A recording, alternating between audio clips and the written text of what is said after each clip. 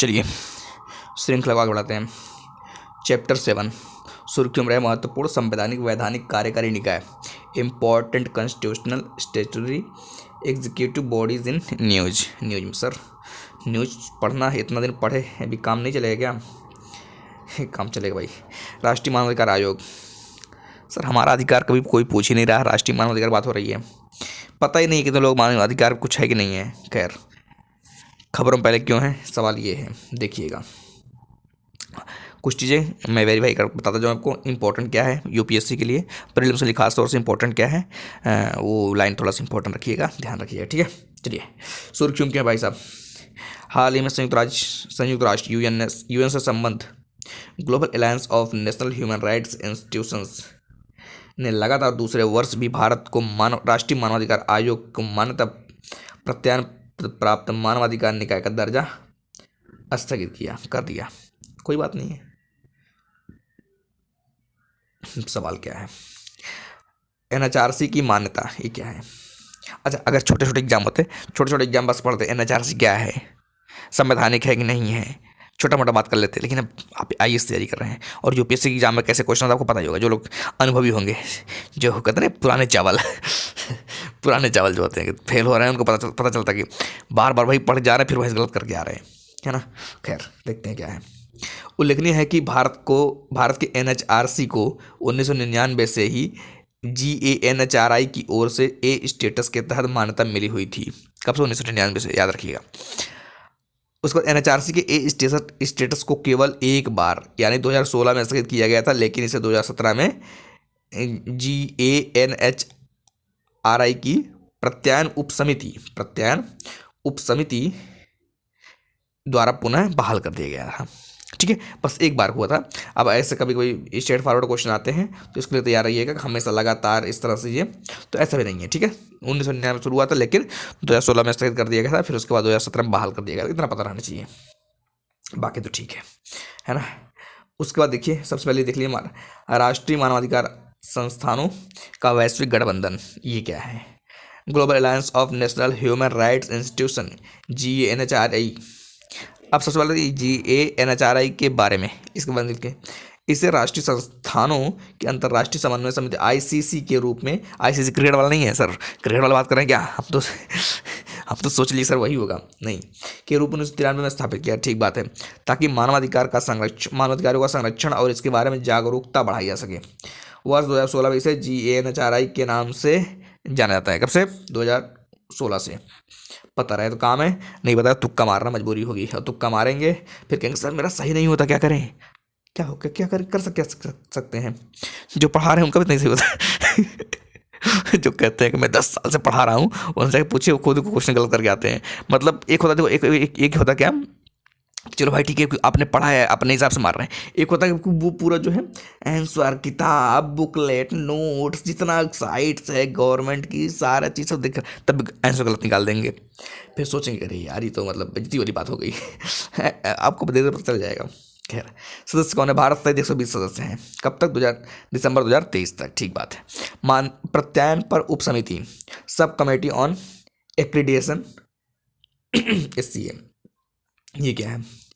SCA के जरिए GANHRI को पेरिस सिद्धांतों के अनुपालन में NHRIs की समीक्षा करने और उन्हें मान्यता देने की जिम्मेदारी सौंपी गई है। ठीक बात है, तो ये थोड़ा सा गला फंसा हुआ है, मतलब बैठा हुआ है, कारण क्या है कि जुकाम की वजह से, तो एडजस्ट कर लीजिएगा।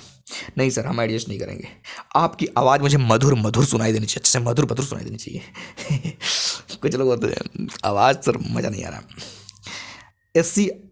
SCA में 4 GANHRI क्षेत्रीय समूह में से प्रत्येक में ए स्टेटस प्राप्त एक संस्थान शामिल है। इस ठीक बात है, 4 क्षेत्रीय समूह हैं, अफ्रीका, अमेरिका, एशिया प्रशांत और यूरोप।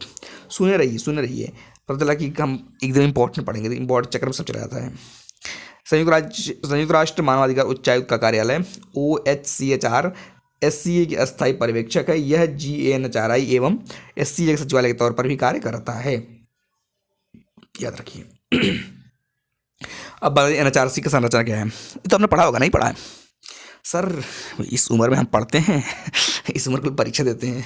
अध्यक्ष, भारत का सुप्रीम कोर्ट का एक सेवानिवृत्त मुख्य न्यायाधीश या सुप्रीम कोर्ट का एक न्यायाधीश, ये कौन होते हैं? ये अध्यक्ष होते हैं।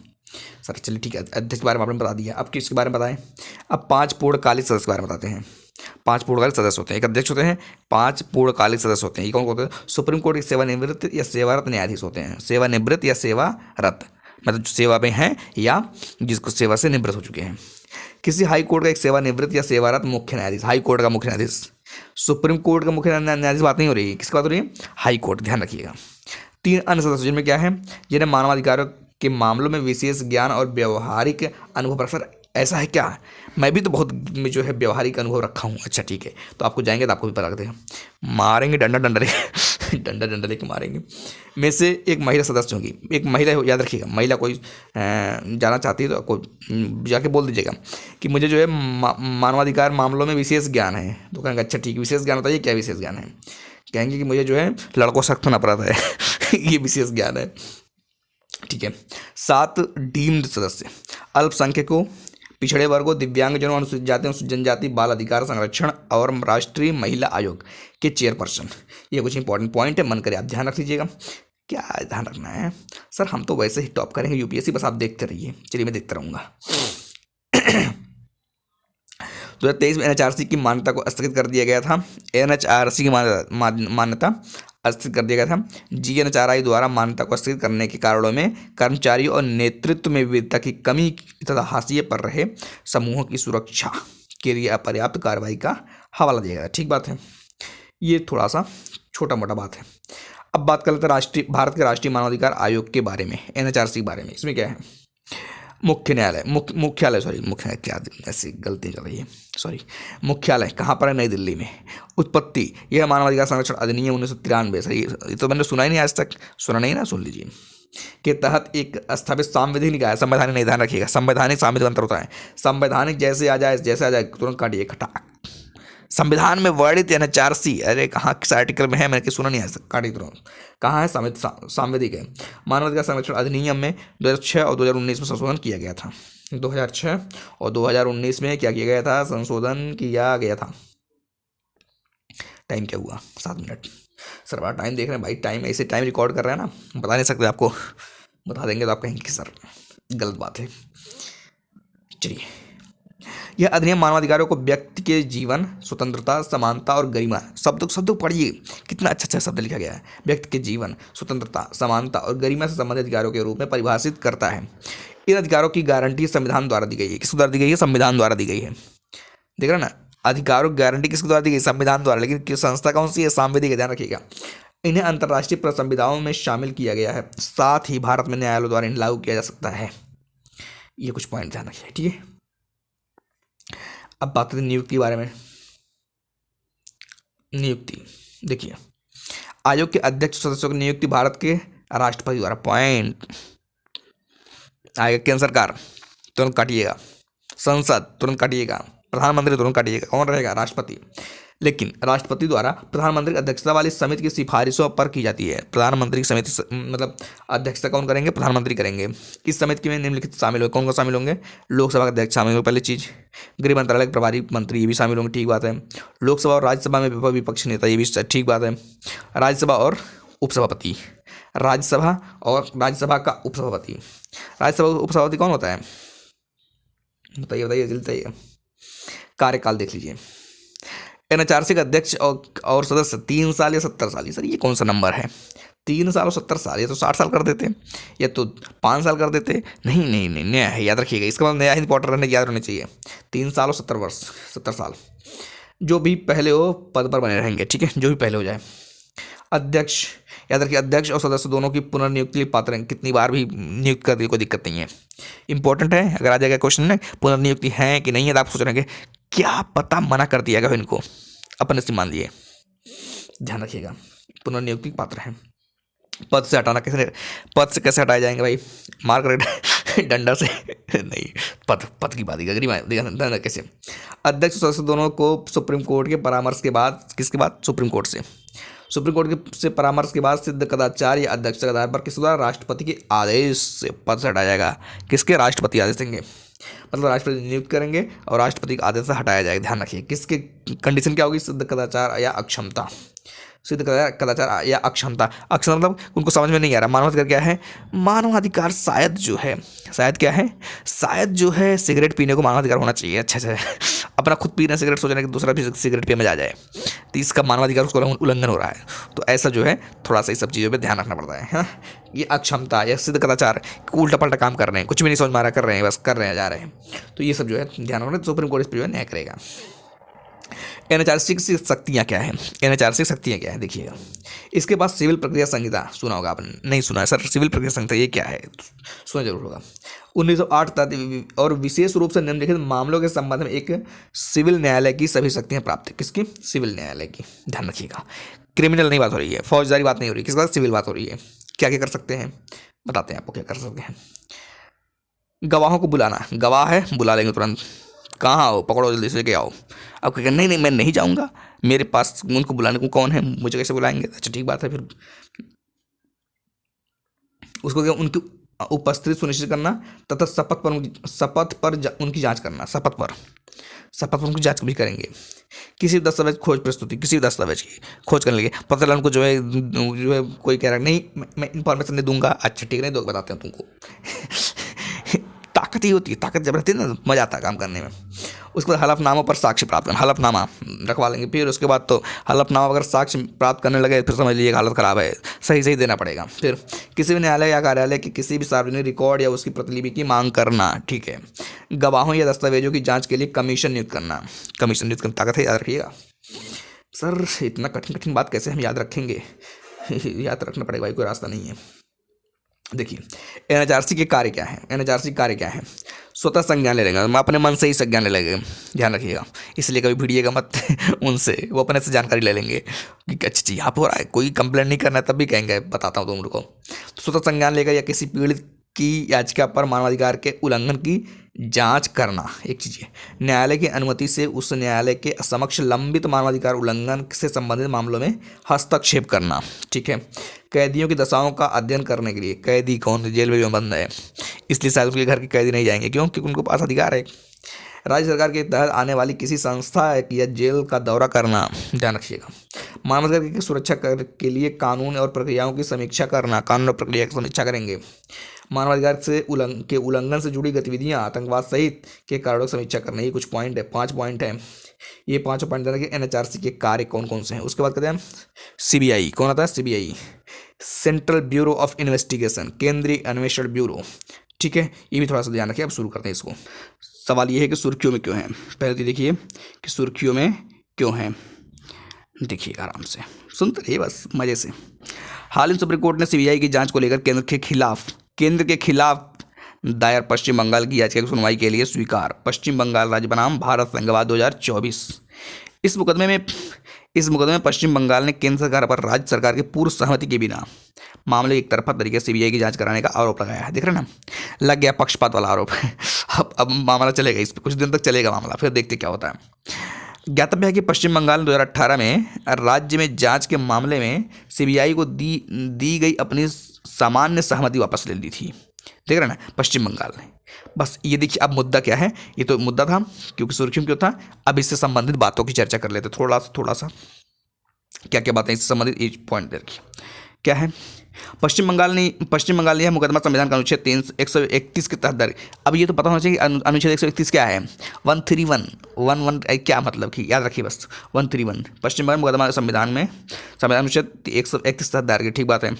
राज्य के अनुसार राज्य की पूर्व सहमति के बिना मामले की एक तरफा तरीके से सीबीआई से जांच कराने का केंद्र का निर्णय संविधान का अतिक्रमण और संघवाद का उल्लंघन है। याद रखिएगा, एक क्या है संविधान का अतिक्रमण और दूसरा क्या है संघवाद। संघवाद इंपॉर्टेंट है और क्या संविधान का अतिक्रमण इंपॉर्टेंट है, ये दोनों पॉइंट ध्यान रखिएगा, है ना। अनुच्छेद 131 क्या कह रहा है सर, हम नहीं जानते हैं, आप जानिए। अच्छा मैं जानूंगा, ठीक बात है, मैं पेपर में जाऊंगा, पेपर क्या होगा, अच्छा मैं आऊँगा। ऐसा नहीं होता, क्या होता है अनुच्छेद 131 के अनुसार क्या होता है, सुप्रीम कोर्ट के पास केंद्र और एक या एक से अधिक राज्यों के बीच विवाद पर निर्णय देने का मूल अधिकार क्षेत्र है। सुप्रीम कोर्ट ताकत है 131। सर सुप्रीम कोर्ट ताकत है, मेरे पास क्यों ताकत नहीं है। राष्ट्रपति क्या करेंगे, राष्ट्रपति ये काम करेंगे तो हो चुका फिर, ठीक है। उसके बाद क्या पॉइंट बताएं सीबीआई के बारे में। अच्छा सीबीआई के बारे में पढ़ा होगा, नहीं पढ़ा सर, आज जान लीजिए सीबीआई के बारे में क्या क्या पॉइंट है। देखिए उत्पत्ति उत्पत्ति सीबीआई की उत्पत्ति क्या होती है? जंगल में समुद्र से, जैसे इंसान की उत्पत्ति से सीबीआई की उत्पत्ति होगी? नहीं नहीं, क्या है, इसकी स्थापना 1963 में हुई थी। कब हुई थी? 1963 में, ध्यान रखिएगा। इसकी स्थापना की सिफारिश भ्रष्टाचार की रोकथाम पर संथानम समिति, स्वर्ण समिति नहीं, याद रखिए। कुछ स्वर्ण समिति है क्या? नहीं नहीं नहीं, स्वर्ण समिति कौन है? के संथानम सुना होगा आपने, की स्थापना की सिफारिश पर भ्रष्टाचार की रोकथाम पर संथानम समिति कब 1962 से 64 द्वारा की गई थी। ये पॉइंट ध्यान रखिएगा, संथानम। उसके बाद क्या पॉइंट है? मंत्रालय, मंत्रालय कौन सा भाई? यह कार्मिक पेंशन और लोक शिकायत मंत्रालय के अंदर। अच्छा, कितने लोग हैं? गृह मंत्रालय के अंदर सारा आएगा। ऐसा डाउट कभी कोई आएगा कि ये गृह मंत्रालय के अंतर्गत होगा? नहीं नहीं नहीं, किसके अंतर्गत है? कार्मिक पेंशन और लोक शिकायत मंत्रालय के अधीन कार्य करते हैं। ठीक बात है। स्थिति क्या है? स्थिति इसकी, यह एक गैर वैधानिक और गैर संवैधानिक संस्थान, तो गैर मतलब ध्यान रखिएगा, गैर वैधानिक और गैर संवैधानिक दोनों। यह दिल्ली विशेष पुलिस स्थापना DSPE अधिनियम 1946 द्वारा शासित होता है। किस द्वारा? DSPE 1946 द्वारा। ठीक है। कार्यप्रणाली क्या है इसकी? ध्यान रखिएगा, कार्यप्रणाली क्या है? सीबीआई भारत के प्रमुख जांच पुलिस एजेंसी है। सीबीआई भारत में प्रमुख जांच पुलिस एजेंसी है। ठीक है। यह इंटरपोल सदस्य देशों की ओर से जांच का समन्वय, देख रहे हैं, इंटरपोल और भारत पोल चर्चा हुआ था, ध्यान रखिएगा, ये शायद चर्चा हुआ था। इंटरपोल। आदर्श वाक्य इसका क्या है? आदर्श वाक्य क्या है? भारत माता जय। क्या आदर्श वाक्य है? देखिएगा, उद्यमिता, निष्पक्षता और सत्यनिष्ठा, इम्पार्शियलिटी एंड इंटीग्रिटी, ध्यान रखिएगा, ये क्या है? आदर्श वाक्य है। ठीक बात है। विजन क्या है इसका? विजन क्या है? सबको मारना है ना, जेल बंद कर दो। ऐसा नहीं है। क्या है? सार्वजनिक जीवन भ्रष्टाचार को रोकना। सार्वजनिक जीवन में, घर में किसी जगह भ्रष्टाचार नहीं रोकना, ध्यान रखिएगा। सार्वजनिक जीवन भ्रष्टाचार, सावधानीपूर्वक जांच और अभियोजन के माध्यम से आर्थिक एवं हिंसक अपराधों पर अंकुश लगाना, साइबर व उच्च प्रौद्योगिकी आधारित अपराध से लड़ना, ये सब ध्यान रखिएगा। ये कुछ पॉइंट है इंपॉर्टेंट, इसको रखिएगा। अच्छा, संरचना क्या है? कंपोजिशन इसका क्या है? संरचना देख लेते हैं। निदेशक कौन होते हैं? विशेष निदेशक या अतिरिक्त निदेशक द्वारा सहायता प्राप्त। ठीक है। संयुक्त, अच्छा, एक निदेशक होते हैं, दूसरा कौन सा? संयुक्त निदेशक होते हैं। उसका कौन होता है? उप महानिरीक्षक होते हैं। कौन होते हैं? उप महानिरीक्षक। और एक कौन होता है? पुलिस अधीक्षक। और अन्य सभी समान रैंक के पुलिसकर्मी होते हैं। तो ये कुछ कंपोजिशन का ध्यान रखिएगा। अच्छा, सीबीआई निदेशक का चयन करने वाली समिति में कौन होते हैं? सीबीआई निदेशक का चयन करने वाली समिति में कौन होते हैं? प्रधानमंत्री। इससे मतलब प्रधानमंत्री से बनाकर रखिएगा, नहीं तो सीबीआई समिति में मौका नहीं मिलेगा, याद रखिएगा। लोकसभा में विपक्ष के नेता, लोकसभा में विपक्ष के नेता या सबसे बड़ा विपक्षी दल का नेता, सदस्य। और भारत के मुख्य न्यायाधीश, उसमें मुख्य न्यायाधीश होते हैं, याद रखिएगा। भारत के मुख्य न्यायाधीश या उनके द्वारा नामित सुप्रीम कोर्ट का कोई अन्य न्यायाधीश सदस्य शामिल होते हैं। ठीक है। 2021 में राष्ट्रपति ने सीबीआई और प्रवर्तन निदेशालय, देखो, एक है सीबीआई और एक है ईडी के निदेशकों के कार्यकालों 2 साल के लिए निश्चित कार्यकाल से बढ़ाकर 5 साल तक बढ़ाने के लिए 2 अध्यादेश जारी किए थे। अध्यादेश, पॉइंट ध्यान रखिएगा सर। ये अध्यादेश क्या होता है? देश में अध्याय लगा देंगे, अध्यादेश ऐसा नहीं होता भाई, अगर पढ़िएगा, अगर नहीं पता आपको, ये राष्ट्रपति ताकत होती है, शक्ति होती है। ठीक है। उसके बाद क्या है? सीबीआई द्वारा जांच किए जाने वाले मामलों के प्रकार कौन कौन से? भ्रष्टाचार, आर्थिक अपराध, विशेष अपराध, स्वतः संज्ञान, स्वतः संज्ञान ले लेते हैं। चुपके अच्छा, किसी घर में, अच्छा यहाँ पर भ्रष्टाचार हो रहा है, बताते हैं, सार्वजनिक जगहों पर, ऐसा नहीं किसी घर में जाएंगे। ठीक है। सीबीआई के लिए राज्य की सहमति, ये क्या है? सीबीआई के लिए राज्य की सहमति, इंपॉर्टेंट पॉइंट देखिएगा। एक होता सामान्य, एक होता विशेष। एक होता सामान्य, एक होता विशेष। सामान्य में क्या है? सीबीआई को राज्य के प्रत्येक या अलग अलग मामलों की जांच के लिए हर बार नई सहमति लेने की आवश्यकता नहीं होती। हर बार नई सहमति लेने की आवश्यकता नहीं होती है, ध्यान रखिएगा, ये है ताकत, है ना। उसके बाद क्या है? दिल्ली विशेष पुलिस स्थापना DSPE अधिनियम 1946 की धारा 6 राज्य सरकार को सीबीआई अधिकारी को सहमति देने न देने का अधिकार देती है। ये पॉइंट ध्यान रखिएगा। ठीक है। ये तो सामान्य बात होगी। विशेष क्या है? सीबीआई को प्रत्येक मामले या केस की जांच करने से पहले राज्य सरकार के समक्ष आवेदन करना होगा। राज्य सरकार के समक्ष आवेदन करना होगा। ये पॉइंट आप जो ध्यान रखिएगा। उसके बाद देखते हैं पहला टाइम क्या हुआ। टाइम कितना हुआ? 19, मतलब 20 मिनट लगभग हो गए हम। और आर्टिकल, अच्छा यहाँ से कितना बचा है? 1 2 3 4 5 6, बस, है ना। तो ये तो शायद हम जो है कल भी कर लेंगे नेक्स्ट लेक्चर में, है ना। ये यहाँ तक हो चुका है, ये यहाँ पर हो चुका। बाकी देखिए, ये इनका अपना ऐड आ गया है, ऐड देखेंगे। उसके बाद नेक्स्ट क्या टॉपिक है? नेक्स्ट टॉपिक है लोकपाल। लोकपाल शुरू करेंगे हम जो है कल नेक्स्ट लेक्चर में। और एक ही बार में पूरा पूरा जो है ये टॉपिक कंप्लीट कर देंगे, ठीक है, एक ही लेक्चर में ये टॉपिक कंप्लीट कर देंगे। उसके बाद जो बचेगा, दो एक टॉपिक और बचा होगा, सब कंप्लीट करके जल्दी रिपीट 365 कंप्लीट करेंगे। उसके बाद रिवीजन मन करेगा, दो एक लेक्चर में रिवीजन कंप्लीट कर देंगे। आप क्या करेंगे, क्या करेंगे बताइए, आप क्या करें, डिटेल पढ़िए, उसके बाद जो है रिवीजन करिए, उसके बाद जो अपना टेस्ट को जम के सॉल्व करिए। बाकी फेल पास तो ज़िंदगी का अंग है, जो होगा देखा जाएगा, है ना। ठीक है, आज के लिए इतना रखते हैं, बाकी मिलेंगे नेक्स्ट वीडियो में। ओके।